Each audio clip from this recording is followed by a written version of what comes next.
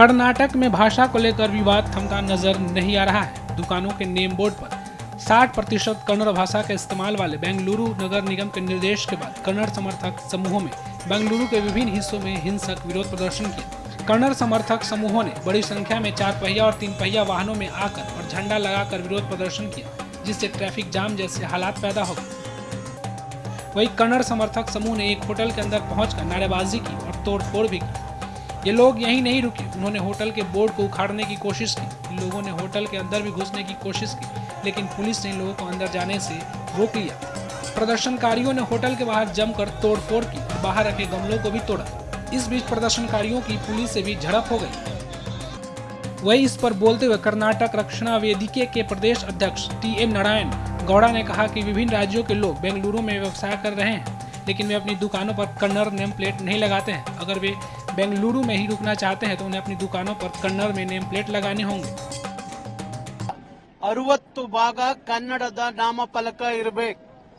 ಯಾರು ಕನ್ನಡವನ್ನ ಮಾತಾಡ್ತಾರೆ, ಯಾರು ಕನ್ನಡದ ನಾಮಫಲಕವನ್ನ ಹಾಕ್ತಾರೆ, ಯಾರು ಇಲ್ಲಿ ಕನ್ನಡಿಗರಾಗಿ ಬದುಕ್ತಾರೆ, ಅವರಿಗೆ ಮಾತ್ರ ಇಲ್ಲಿ ಬದುಕಕ್ಕೆ ಅವಕಾಶ ಇದೆ. ಇಲ್ಲ ಅಂದ್ರೆ ಕನ್ನಡ ಹಾಕಲ್ಲ ಅನ್ನೋದಾದ್ರೆ, ಕನ್ನಡ ಮಾತಾಡಲ್ಲ ಅನ್ನೋದಾದ್ರೆ ಅವರು ಇಲ್ಲಿ ಇರಕ್ಕೆ ಬಿಡಲ್ಲ.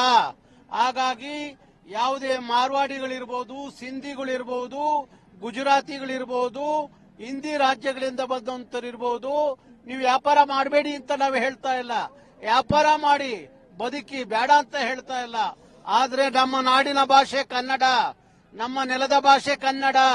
ಕನ್ನಡ ಭಾಷೆಯನ್ನು ಬಳಸಬೇಕು, ಕನ್ನಡದ ಭಾಷೆಯಲ್ಲಿ ಮಾತಾಡಬೇಕು, ಕನ್ನಡದ ನಾಮಫಲಕ ಹಾಕಬೇಕು, ಕನ್ನಡಿಗರಾಗಿ ಬದುಕಬೇಕು.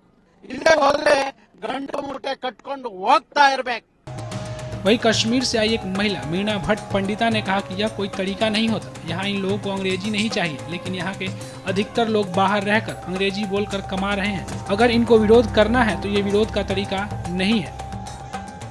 खुल तोड़फोड़ किया है, हम ऊपर से देख रहे हैं। हमारे होटल पे अटैक हो रहा है। अटैक क्यों हो रहा है?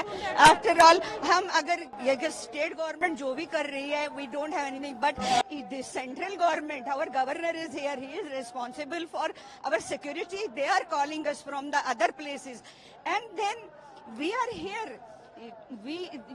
Your people, even here Kannada people are employed. It is their bread earning.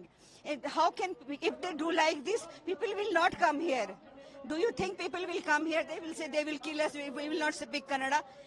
I am not able to speak Kannada, and so I have to learn Kannada first and then come here.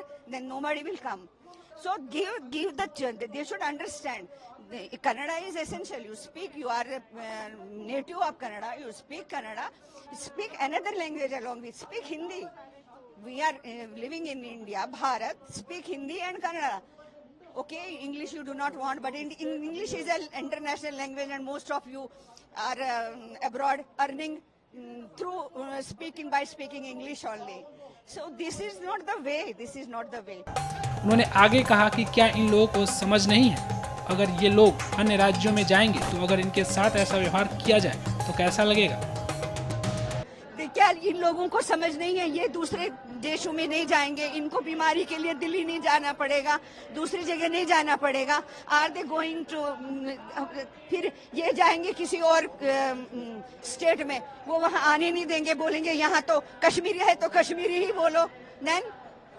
Then they are living in India, Bharat. It is Bharat. We are together. We need Hindi, English, Kannada also. Let them be 3 languages in the state.